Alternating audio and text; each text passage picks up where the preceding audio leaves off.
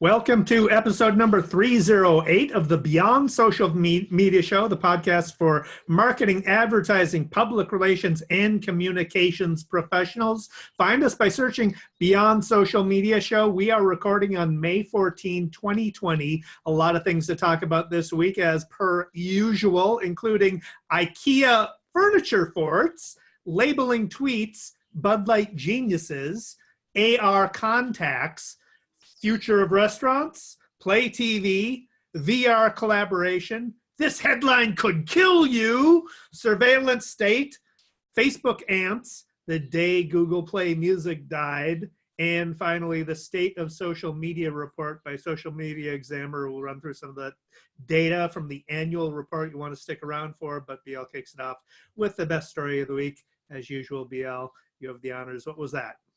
Well, you know, we're all pretty sick of being home at this point, although I kind of like it. But IKEA has a campaign that has a series of instructions for parents on how to make indoor tents and caves and forts for kids who are cooped up at home because of the quarantine. So the instructions show how everyday items like blankets and bedspreads and chairs and stools can be made into hideaways. However, if you've ever tried to use IKEA instructions to actually make something, you may not agree that they're easy to follow. But the campaign is created by IKEA Russia's agency Instinct, and they're asking people to share their creations on social media with the hashtag Stay Home. And there's 6 different ones. My favorite is the wigwam. So these are instructions for parents? Yes. Because well, kids can use them. Don't need any instructions to do forts. We've been doing it. I mean, kids have been doing furniture forts since furniture was invented. Yeah, well, but you know what? Parents need help, I guess, but let's just I mean, imagine being cooped up with some little kid. Just let the kids do the assembling of the forts. They'll be fine. You don't have to do any intervention whatsoever. No IKEA required. Oh, come on. It was a nice PR play by IKEA anyway. It was. Yeah. So hopefully this is more than a PR play, but this is from a CNN article by Donnie O'Sullivan, who reports that Twitter is planning on labeling and putting warning messages on some tweets that contain disputed or misleading information related to COVID-19, even if it was tweeted by the President Trump. So that's a positive, assuming that they actually do it, or they do it well, or they do it properly, or whatever, because that remains to be seen, but positive nonetheless. Twitter did announce in March that they would remove COVID-19 tweets that would cause, quote, a direct risk to people's health or well-being. So they are now expanding on that by using labels and warnings to, quote, provide additional explanations or clarifications in situations where the risk of harm associated with a tweet are less severe, but where people may still be confused or misled by the content, such as all the conspiracy theories and crap that's going on about the virus. So we'll see how it plays out, but you know, I have noticed for quite a while that whenever I tweet anything about COVID-19 and I cite a link, there'll be a green check mark next to it, which means that it's a valid link, which has been a couple of months now. I think that's interesting. That's positive reinforcement too. That's it is. It is. So, hey, Dave, happy birthday. Thank you. I give my birthday present to myself was buying a pair of clippers so I could shave my freaking head of all the obnoxious pandemic hair that had accumulated since we've been shut in. And oh my God, it was the best. It was one of the best Christmas presents or birthday presents I've given myself in a long time. So I got the buzz cut. I was thinking about going bald, as we talked about. I planned on it, but then I chickened out. Huh? It actually doesn't look too bad. So, but I can say I could still do it. We'll see. I think it looks nice how it is, but I liked it long. You know, I mean, I like to have hair, but I have so much hair, it's ridiculous. But you know, everybody's worried about how they look. And this morning when I was in the park with Lucy, this woman was standing there and she said she was looking at a baby, and I looked at her and I said, "Oh, are you having one?" And she said, "Oh my God, do I look pregnant? It's just quarantine fat." And I was like, "Oh God, I can't believe I said that."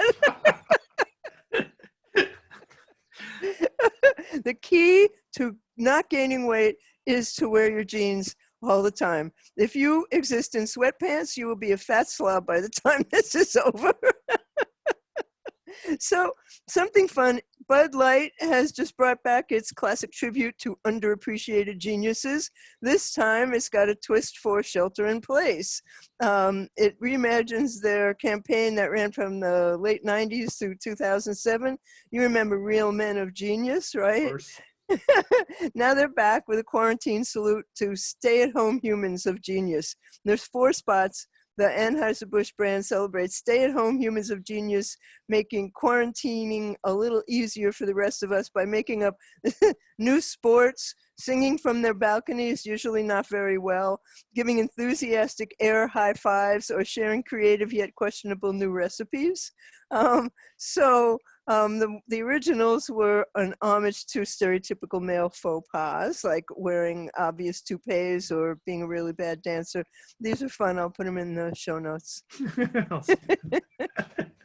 I got excited about this one, and I don't know whether it's warranted or not, but we'll let you decide in the audience decide. This is from a Digital Trends article by Luke Dormel, who reports about a company called Mojo Vision, which is developing smart augmented reality contact lenses. Cool. So yeah, it looks cool. In early May, they announced that they had raised an extra $51 million to build on top of the $108 million they had already raised, where they've got total cash infusion of $160 million. So there are people investing in it. They're taking this idea seriously. So that's why I don't discount it out of hand. But this is not a product yet. It's still in development. But the problem with widespread adoption, I mean, we talk about augmented reality a lot on the show, but the problem with widespread adoption of AR is the form factor. You know, it's to get the full effect, you need a headset, and the headset is an impediment for people to adopt it broadly. One, it's just another piece of hardware you need to carry around. And it goes over your eyes. It goes over your eyes. You look weird, so there's a social factor, that's the social dynamic that gets in the way. With contact lenses, obviously, they're unobtrusive. They're not another piece of hardware or thing that you need to wear. People don't know that you have them on, so there's a social stigma that is taken away, or a social awkwardness at the very least that's taken away. So so the form factor is the problem. The contact lenses obviously could change that. The article cites Mark Weisner, who was a former chief technologist at Xerox PARC, in an article he wrote in 1991 about ubiquitous computing, which I immediately took notice because I read that paper back probably in 1992, and it is the paper that I read it and got excited about it, or it kind of sent me down this career path of technology and communications. But in it, one of the quotes from the article is, the most profound technologies are those that disappear. They weave into the fabric of everyday life until they are indistinguishable from it. And that's what, that's the promise of AR contact lenses. AR needs to be unintrusive and even invisible until you need it. And headsets make that impossible, right? So this company is working on developing that, getting over that barrier. Steve Sinclair is the Senior Vice President of Product and Marketing. He's quoted in the article saying, "We are building what we are pretty confident is going to be the best eye tracking in the world, because we're building all the motion sensors for tracking your eyes on the lens itself." So it's not like Google Glass, a camera looking at your eyeballs. the motion tracking is in the lens itself. So we're not a camera looking at the eye trying to figure out where it's going. We're on the eye and we know exactly where it's moving. That gives us a huge advantage as far as control is concerned. They're building the camera into the lens. They've got the motion sensing, so they know what you're looking at. They know what you're focusing on. And they're building on putting the battery in the lens as well. So it's got Wi-Fi, it's got the battery in, a lot of different technological things that they're trying to solve, and they got a bunch of very talented people to solve it. The CEO, his name is Drew Perkins, has spent years working on the concept, and employees for this company include veterans from Apple, Amazon, Google, HP, Microsoft, Motorola, and countless others. Sinclair, the senior VP of marketing, he alone has worked for Apple, Google, and HP. This is not a project yet. It's probably 3 to 5 years before it's released to the public. They're going to focus on industrial uses first before they have a consumer product. But when that comes about, it'll be pretty significant. So I think, AR has a fine future. It's just not immediate. Well, I'm trying to think when this was, but quite a while back, we talked about Google having contact lenses that could tell your insulin level if you were diabetic. Yep. But I wore contact lenses from when I was 15, and I wore hard lenses until a couple of years ago. And when you wear hard contact lenses, you have to build a scar tissue on the inside of your eyelid. And this would likely be hard. Sure, I mean, they would have to be. Yeah. Yeah, and so the idea of I remember the breaking in period of you could wear them for 15 minutes and then you could wear them for half an hour, and then you could wear them all day because you had this scar tissue inside your eye. So to this day, I could stick my finger in my eye. If I get a eyelash in there, I stick my finger in my eye, take it out.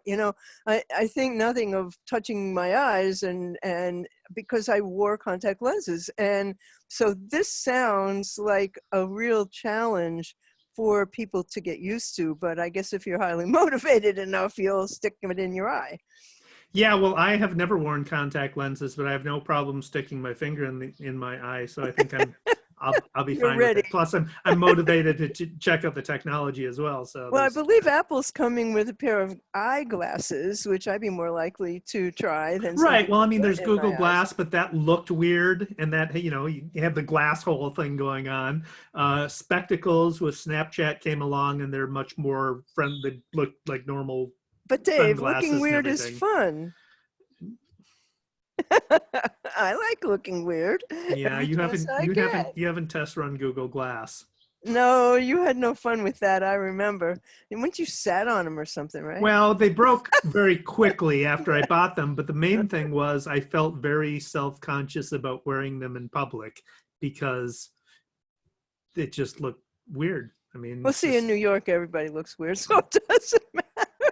But I don't have any more good news. Do you? I got plenty, yeah. Okay, well, you give us good news. I'm full of bad news this week. All right, we'll balance that out then. This next one is from the Star Tribune, Sharon Jackson, who reports a story about how some of the local restaurants are faring in the shutdown and some of the innovative approaches they're taking to stay in business. So there are restaurants. We've got tons of restaurants here, and I'm desperately sad about how they'll fare coming out of this because a lot of them are going to close, and some of them I already know have closed. It's so some of my sad. favorites have closed, yeah. But some of them are opening up their pantries to sell ingredients directly to customers, like boutique gourmet grocery stores.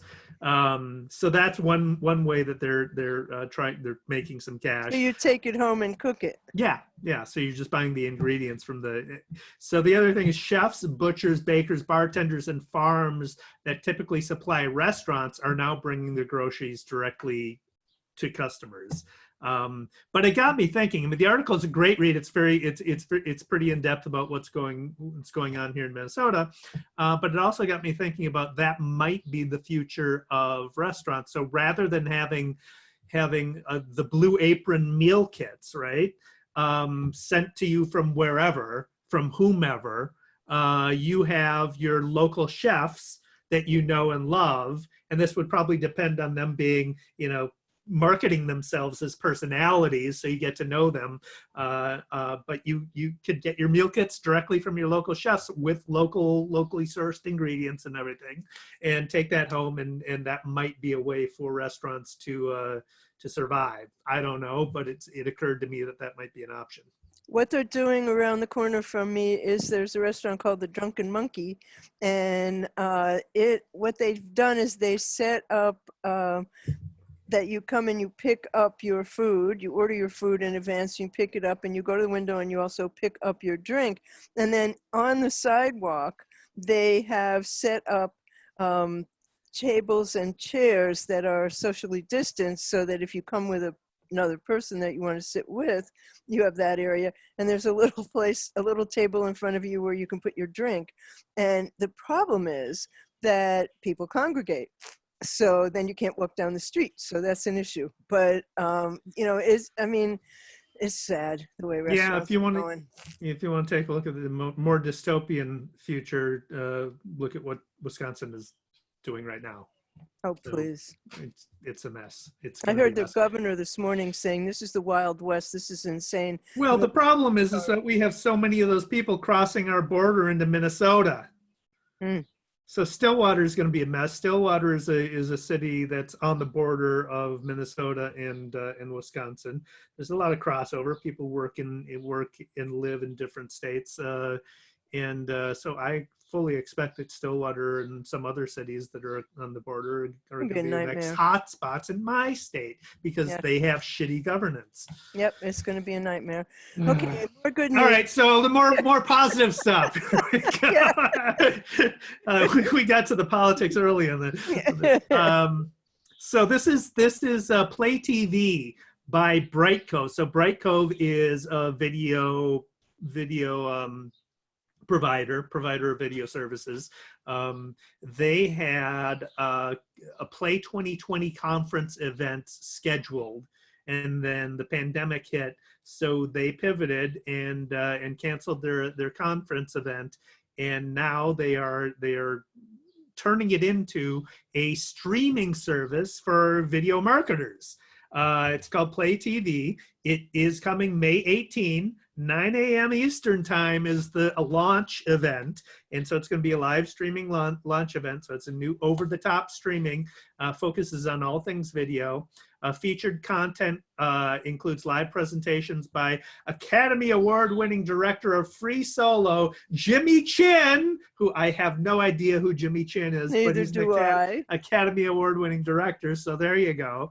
But also celebrated journalist Soledad O'Brien is going to be part of the live presentations. They'll have executive discussions with themes for today's business world with Bright Cove CEO, CMO, and CPO. And I was trying to figure out what a CPO is. That's Chief Product Officer? I think that's Chief Product Officer. Yeah.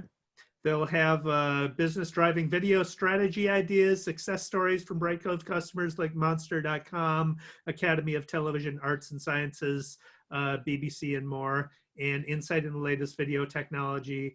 The live stream is on the 18th, but new original content will be added regularly, and it is all available at no charge. So I will definitely check out that. So wait, so they're going to teach us how to make better videos? Well, it is a video streaming company, so their competitor would be a YouTube's of the world. But this is a self-hosted video provider. So what we're doing.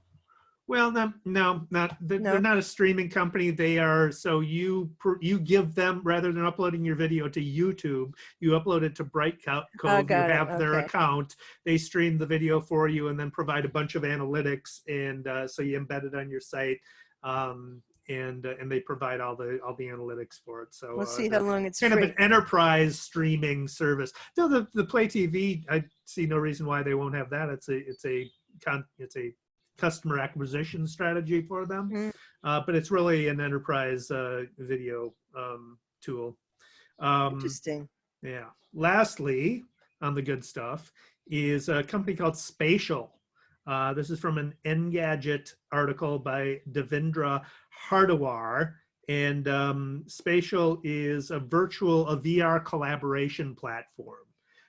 So now that their customers are enterprises, so people, corporate users that use augmented reality headsets like Microsoft Hologram, Magic Leap, that use virtual collaboration.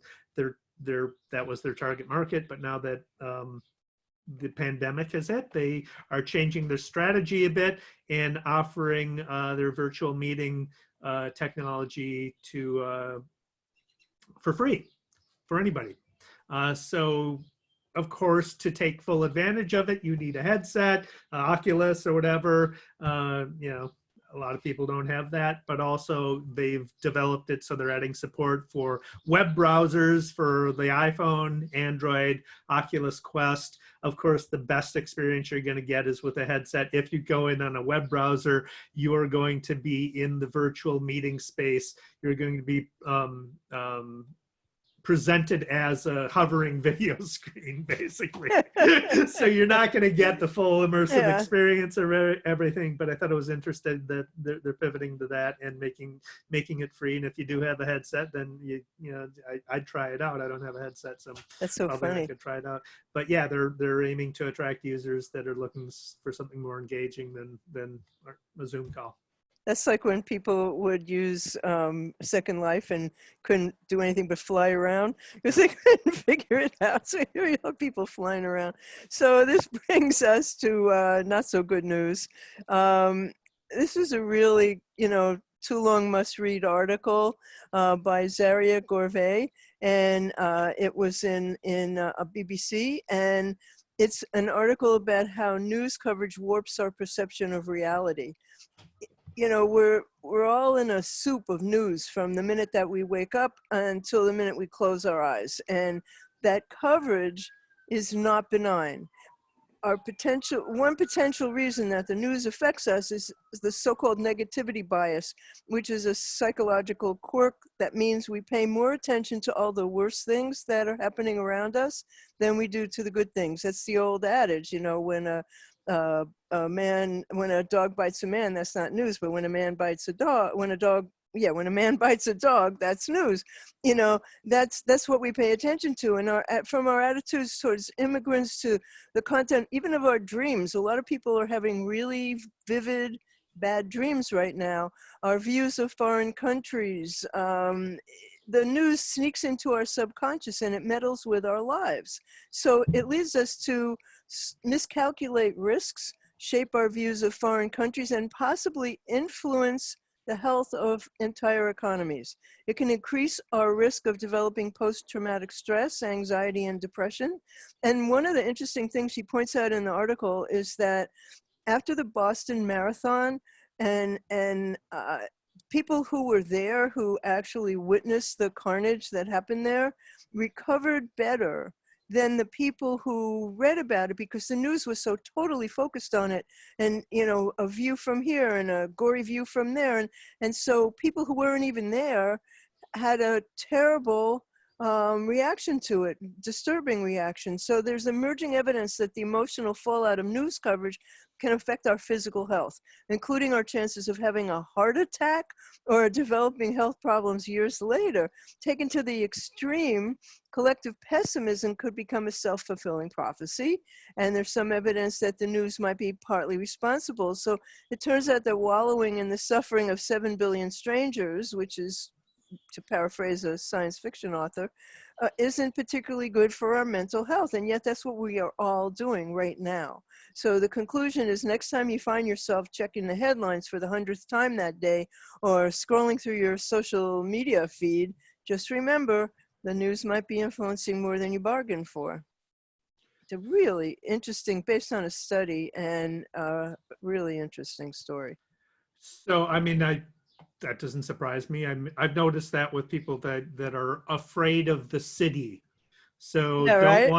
don't want to go to downtown Minneapolis because it's dangerous, and it's not at all. I mean, there's places like any place that you probably stay away from, but it's not, by and large. It's their perception of it, because all That's their what's on only the news. You experience only is hear from the the bad news. news. If there's a a shooting in Minneapolis, they'll report it, and it doesn't matter whether it's Northeast Minneapolis, Southeast Minneapolis, whatever. Doesn't If it matter, says right? Minneapolis, that means downtown to most people, Well, right? imagine that in New York. I have an app on my phone called the Citizen app, and I really should take it off.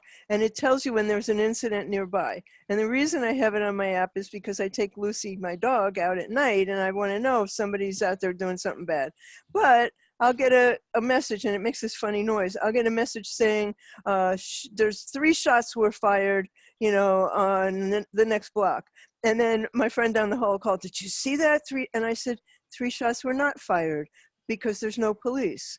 And if 3 shots were fired, we would be hearing sirens right now. And there are no sirens. Well, they could be reporting it from shot scanner technology. So, I mean, that's possible. Anyway, what's the solution? To this is to not spend so much of your time in the news, is to do other that's things. Not very helpful. No, but I mean, you have to realize that awareness we're of it. addicted. Awareness of it is a large part of the solution, I think. Well, yes, but I mean, I don't watch the news at night before I go to sleep. If I'm going to watch the news, it's in the morning, because at night I want to do something much lighter. And the news isn't good, so why watch it? Okay. This is no transition here. This is not nearly. This is bad for me, but not horrible. This is from Tom's Guide. Henry T. Casey is the writer, who reports that Google Play Music is dying, and Google Play Music is like the streaming music service that I adopted early on, because you could upload. I could upload my catalog, all of my MP3 files, to Google Play Music, and the other services didn't offer that. So that's where I've got all my legacy music. Plus, while using it, I bought a lot of a lot of albums from Google Play Music. So I'm like, thanks. But turns out they're killing off Google Play Music this year, but they're replacing it with YouTube Music. And Google promises a one-click transfer from Google Play Music to YouTube Music. Now, you're supposed to download the YouTube Music app. I already have it. They have both Android and iOS versions of it. I already have it on my phone, and I looked for it. There's supposed to be a transfer button that you can click to one-click, transfer all your uploads, all your purchases, songs, albums, personal subscribe playlists, likes, dislikes, all that stuff is supposed to be transferred over right away. I went and looked at the app today, and I didn't see a transfer button anywhere. So maybe it's, this is coming soon. Coming soon. Let's hope so. But yeah, there it is. Well, the article I read said that it was gradual. Okay. Well. That it wasn't like overnight. So I'm embarrassed to say that I fell for a Facebook scam yesterday. A friend sent me a Facebook message. I can't begin to tell you how much I tell people, please do never send me those stupid messages on Facebook. Okay, so my friend sends me a message, and it says, it's got a video, and it says, I think you're in this video, take a look. And there's a link. And I click on the link, and it says I have to log in to see the video. And wham, I give up my password. And I say to my friend, there's no video. And she said, oh, I'm so sorry. My page got hacked. So I changed my password, and I did a security check. And lo and behold, Facebook had a credit card of mine on file. God knows why.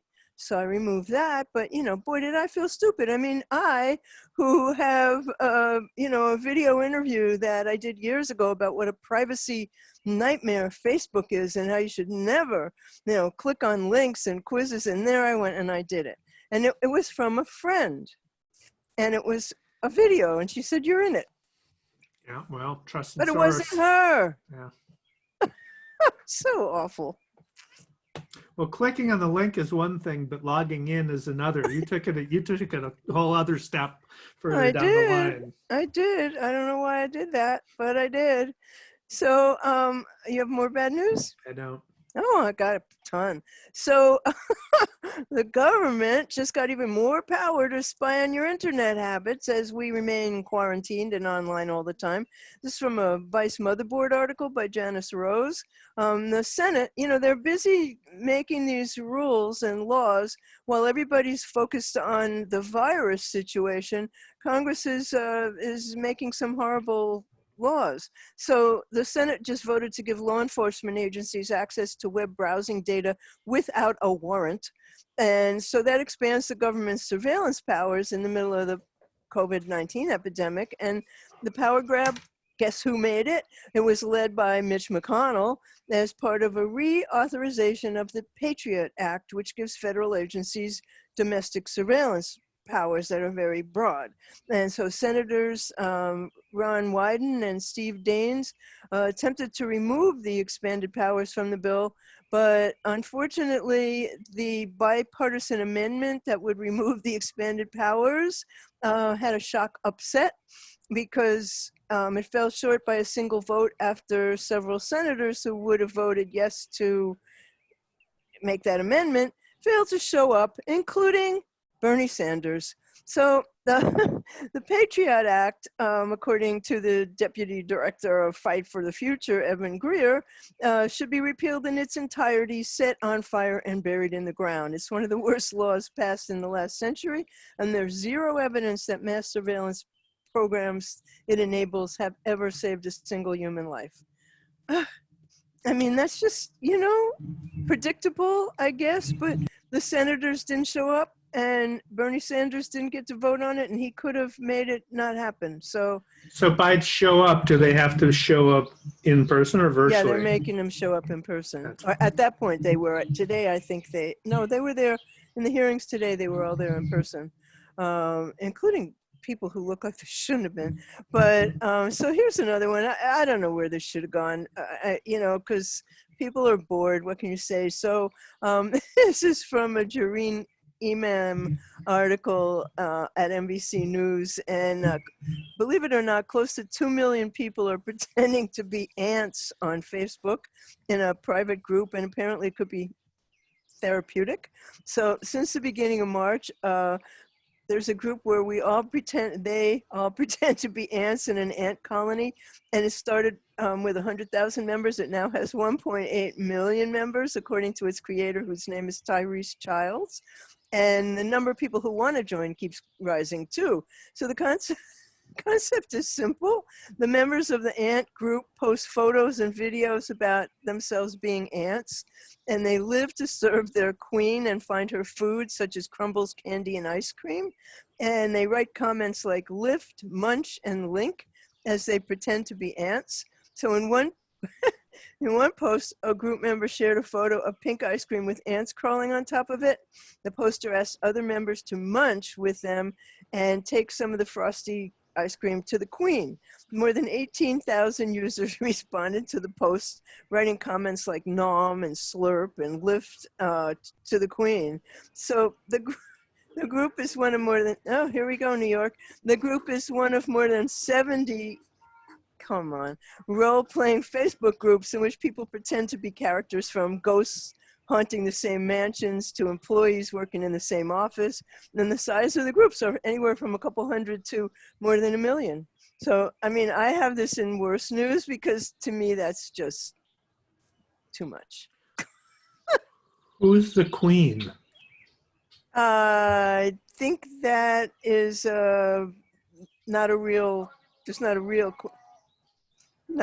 queen. I guess one of my neighbors is testing out their speakers somewhere in the neighborhood. So that's yeah. That's weird. I mean, I hate to use the word weird because that implies that I'm not capable of trying to figure out why something is happening, right? It's a dismissive term, weird. I don't have to pay attention to it. I don't have to try and figure out why this is happening by using the word weird. But it is weird. It's really weird. But I mean, the bottom line here is people are looking for something to do. a lot of people really want something to God, there are do. better And- ways to spend your time. Well, exactly. To me, that's what I was just going to say. To me, that's not something to do. But anyway, that's the extent of my bad news. And I had that in bad news simply because I thought it was really lame. I would It choose is. lame rather than weird, you know? Yeah, yeah. But anyway, that brings us to shiny objects. What do you got? You go ahead because you got two and I got one, so we'll Okay. sandwich me in between. There's a new Google My Business software solution that's called Local. That has free trials until the end of the month. And no credit card needed, my kind of free trial. And it's based on Google Maps, and it has specific features. Dashboard has 18 months of metrics, including views, visit direction requests, and estimated revenue. It has single and multi-location optimization. It's made for people who need to learn how to use Google My Business, make it easy for them. It has intelligent recommendations to adjust listing features, and it has CTAs to improve and upload photos, respond to reviews, publish specific content on map listings, and improve search performance and engagement. So it's free till the end of the month. It's worth a shot. That looks like, especially if it looks good, especially if it aggregates your analytics over time. Because the most annoying thing about Google My Business is that it doesn't. You get monthly, quarterly, and weekly, I guess, breakdowns of your analytics, but it doesn't save them over a period of time, so you can see how your progress is working, or seasonally adjusted if things are This will seasonal. do that. Yeah, this will do that for you. Does it have what's the pricing? Do you know? I don't know what it's going to cost. Okay. Mine is quick and easy. This is a Coursera course, free Coursera course. By Johns Hopkins for contact tracing. So if you have time on your hands, which a lot of us do, and you want to help the world, you could take this course to learn contact tracing and perhaps volunteer for your local government or state government to do contact tracing to get a handle on this. There are paid positions. There you go. Yeah, they pay more than $60,000 a year with benefits in New York, and Bloomberg is funding it. And it's Bloomberg and Johns Hopkins that are doing that course, which would normally be $49 to get a certificate, but because it's Bloomberg funding it, the certification is free, and taking that course is a requirement if you want to do the job. But so yeah, here's another question then. Do you have to be a New York resident? I mean, I don't imagine logistically that's a problem. No, I think that this will apply nationally. Okay, and the other question I have, which you don't know the answer to, I'm sure, and neither do I, but it occurs to me, are other states paying people to do this? Like I believe they are, and I believe that Bloomberg is not just funding in New York, I think, but they're saying that in New York they're going to hire 5,000 contact tracers. So there's supervisors, and then there's a team. And they want you to have some healthcare experience, which we both do through clients, really. Anyway, it's an interesting thing, and I think it would actually be kind of interesting to do. Sure. But the other one, and also it would help the world. So the other one that I came up with, it's actually aimed at kids, but it's Kialo EDU. And it's a free tool that educators use all over the world to teach critical thinking and to facilitate debates in the classroom. So it's a free version of an argument mapping site, and it's customized to classroom use. The argument mapping site sounds really interesting, but with Kialo, discussions and debates are visualized on an interactive tree of pro and con arguments, and at the top of every discussion is the thesis, supported by challenge, pro and con claims, and each one of these claims can turn into a branch. So it's a great teaching tool for kids. Yeah, I'd probably take it and try and use it to diagram some of the arguments I'm seeing on Facebook for conspiracy theories. That's why I thought it was so interesting. Yeah. So, yeah, why should kids have all the fun? So that brings us to daily numbers, right? Weekly numbers. Weekly numbers. Weekly Okay. numbers, yes, indeed. So, Social Media Examiner, the site Social Media Examiner, has very smartly for years published an annual, basically, state of social media report. And that's their lead magnet. There's a reason to give up your email address to Social Media Examiner because you get a really good, well-produced, statistically sound report on what people are doing with social media. So they do that every year. They've done it from the beginning to build their audience, and then they branched out into events and everything. They've held virtual events in the past, so I suspect now their events are going to be virtual too. But they just recently released the latest the latest state of social. It's based on 5,200 plus marketers that were surveyed, and I've got just a slice of it here. This is B2C marketers compared to B2B marketers and which social media platforms they're using. And so for B2C marketers, the top, not surprisingly, is Facebook. 96% are using Facebook. The next one, not surprisingly either, Instagram. Oh, sorry, did I say 96%? Did I say 96% for Facebook?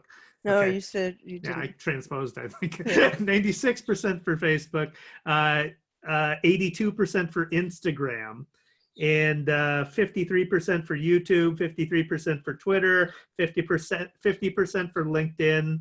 And then if you go over to the B2B marketers, not surprisingly, 91% are using Facebook. That's the top channel. But then, of course, the next channel, what do you think, BL? Well, I would figure LinkedIn would have been the top. Exactly. LinkedIn, well, LinkedIn is, everybody's on Facebook, so that doesn't surprise me. But the next one, LinkedIn, 81%. Instagram follows with 71%. Twitter is next with 59%.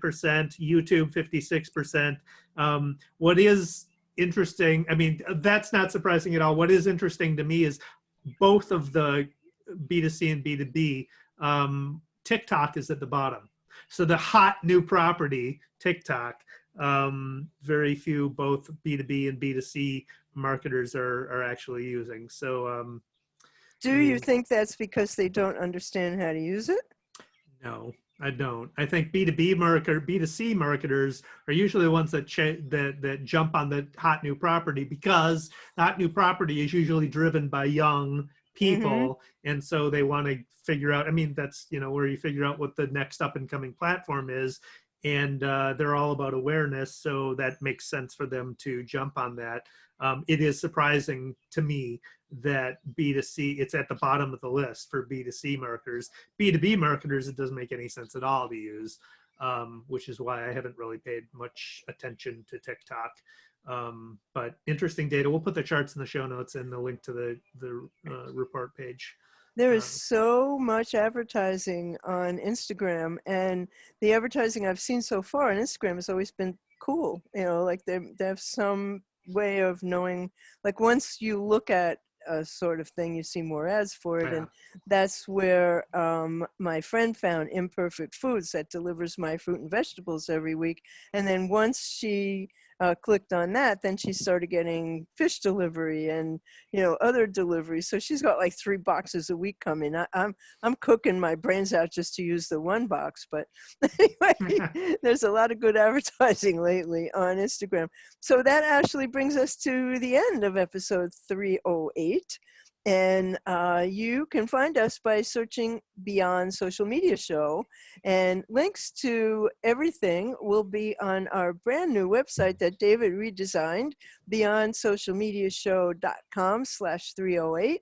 And so David Erickson, the birthday boy, is on Twitter as D. Erickson, on Instagram, where you can see before and after of his haircut, D.E. Erickson, and on YouTube as E-Strategy, and he blogs at e-strategyblog.com. And if you want to know why one has a hyphen and the other doesn't, refer to show 307. So